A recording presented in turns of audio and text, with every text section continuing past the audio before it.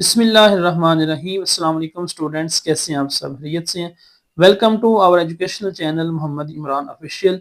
Students, आपके लिए आज मैं एक नया टॉपिक लेके आया हूँ, इंग्लिश टेंसेस।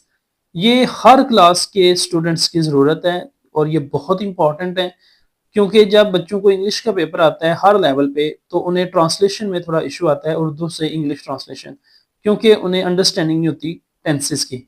तो टेंस जो है ये हमारी डेली लाइफ में बहुत ज़रूरी है। हम जिस क्लास का भी बच्चा है उसकी ये ज़रूरत है, और पेपर को सॉल्व करने में और वैसे डेली लाइफ में भी हमें इनकी ज़रूरत है। इंपॉर्टेंट टॉपिक है इंग्लिश टेंसेस। आज हम फर्स्ट टेंस को डिस्कस करेंगे, present indefinite tense.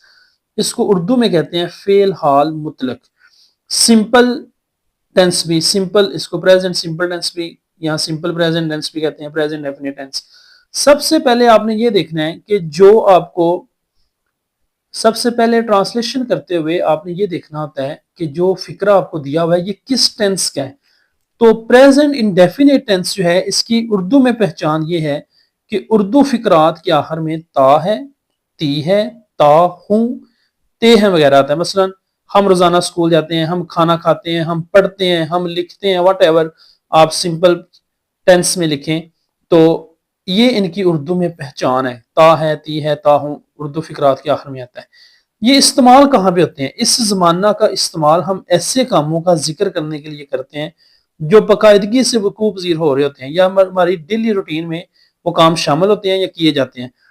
Routine work और आलमगीर हकायक बताने। आलमगीर हकायक क्या है? झूठ मत बोलो, अल्लाह ताला एक है, पाकिस्तान कायदे आजम ने बनाया, इस जमाने का इस्तेमाल किया जाए। बस आयशा नमाज पढ़ती है, तुम पानी पीते हो, वगैरह वगैरह। ये इसकी पहचान और हमारी डेली लाइफ में इसका इस्तेमाल है प्रेजेंट डेफिनिट टेंस का।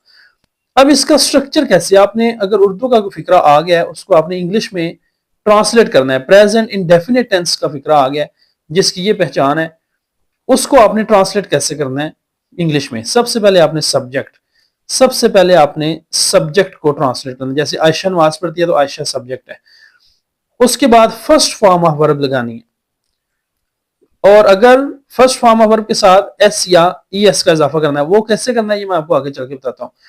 उसके बाद आपने लास्ट ऑब्जेक्ट जो है उसको बनाना है, उसका ऑब्जेक्ट को ट्रांसलेट करना है। सबसे पहले सब्जेक्ट, फिर first form of verb, first form of verb के साथ एस या ई एस लगाना है कुछ कंडीशंस के तहत, और उसके बाद एंड पे आपने ऑब्जेक्ट को ट्रांसलेट करना है। फॉर एग्जाम्पल, अब हमने ये जो कंडीशन है एस या ई एस की, ये कब इस्तेमाल करनी है? जब भी हमारे पास आए ही, शी, इट या single person. He, she, it और सिंगल पर्सन के साथ वर्ब की फर्स्ट फॉर्म के साथ एस या ई एस लगाएंगे। जैसे आयशा नमाज पढ़ती है, आयशा प्रेज, पढ़ना होता है प्रे, तो हम लिखेंगे Ayesha praise the prayers. Praise लगाएंगे क्योंकि आयशा अकेली है। ही, शी, इट और सिंगल पर्सन के साथ वर्ब की फर्स्ट फॉर्म के साथ हम एस या ई एस का इजाफा करेंगे, और बाकी जो सब्जेक्ट्स हैं आई, वी, दे, यू, इनके साथ सिर्फ first form of verb use होगी, एस या ई एस इसमें ऐड नहीं होगा। उसके बाद ट्रांसलेट करने के लिए नेक्स्ट जो हमें चीज चाहिए वो है हेल्पिंग वर्ब, इमदादी फेल। और प्रेजेंट इंडेफिनिट टेंस में हेल्पिंग वर्ब सिर्फ इंट्रोगेटिव और नेगेटिव सेंटेंसेस में यूज होगा। डू और डज इसके हेल्पिंग वर्ब्स हैं। ही, शी, इट या सिंगल पर्सन के साथ, सिंगल सब्जेक्ट के साथ डज यूज होगा, और आई, वी, दे और प्लूरल सब्जेक्ट्स के साथ डू यूज होगा। जब आपने डज यूज कर लेना है फिर फर्स्ट फॉर्म ऑफ वर्ब के साथ एस या ई एस नहीं लगाना। ये सारी इसकी डिटेल है, इसके रूल्स हैं, पहचान है, इस्तेमाल है, बनावट है, इसको बनाने का तरीका कैसे है, ट्रांसलेट आपने किन रूल्स के तहत करना है, और उसके बाद हेल्पिंग वर्ब की क्या कंडीशंस हैं। ठीक है, ये सारी चीजें आपने याद रखनी है। हेल्पिंग वर्ब क्या है, एस या ई एस किसके साथ लगना है, किसके साथ नहीं लगना। अब हम डिस्कस करेंगे सवालिया जुमले। सवालिया जुमले में हेल्पिंग वर्ब को जुमले के शुरू में लगाया जाता है, यानी डू और डज जो है वो सेंटेंस के शुरू में आएगा, और एंड पे क्वेश्चन मार्क हम लगाएंगे सवालिया निशान। और जो नेगेटिव सेंटेंसेस हैं उनमें हेल्पिंग वर्ब के बाद यानी डू या डज के बाद नॉट लगा देंगे। फॉर एग्जांपल ये देखिए, वो क्रिकेट खेलता है, इसका मतलब simple sentence, he plays cricket. Plays खेलना होता है प्ले, लेकिन वो चूंकि अकेला है इसलिए हमने एस या E S first form of verb के साथ ऐड करना है, ही प्लेज क्रिकेट। और अगर इसी को मनफी बनाना है, नेगेटिव बनाना है, ही डज नॉट, डज क्यों लगा, ही शी इट के साथ डज लगेगा हेल्पिंग वर्ब। अब डज नॉट प्लेज नहीं लगाएंगे, प्ले लगाएंगे, he does not play cricket.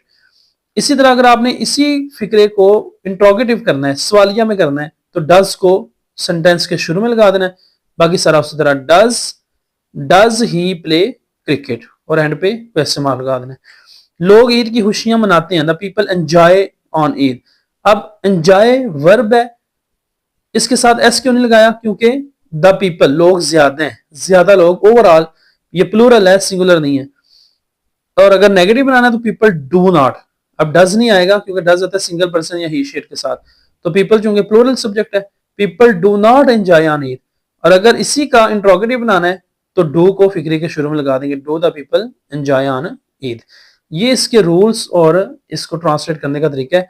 अब कुछ सेंटेंस में आपको देता हूं एक्सरसाइज के लिए, ये आपने ट्राई करने हैं। इनके सिंपल सेंटेंस भी बनाने हैं, इनके इंट्रोगेटिव भी बनाने हैं और इनके नेगेटिव भी बनाने हैं। अलीना नए कपड़े पहनती है, लोग बाजार नहीं जाते हैं, मैं 7 बजे जागता हूं, अली दूसरों की मदद करता है, डॉक्टर मरीज का इलाज करता है। ये 5 सेंटेंसेस आपकी एक्सरसाइज के लिए हैं। इनको आपने ट्राई करना है, जो रूल्स मैंने आपको बताए हैं, जो चीजें बताई हैं, उनको आपने इंप्लीमेंट करना है इन पे, और फिर देखना है कि आप सही कर पाते हैं या नहीं कर पाते। इनकी प्रैक्टिस से आपकी इनकी बेहतर अंडरस्टैंडिंग हो जाएगी टेंस की। इनके आपने सिंपल सेंटेंस भी लिखने हैं, नेगेटिव भी और इंट्रोगेटिव भी। नेक्स्ट वीडियो में इंशाल्लाह हम प्रेजेंट कॉन्टिन्यूस टेंस को डिस्कस करेंगे। Thank you, Allah Hafiz.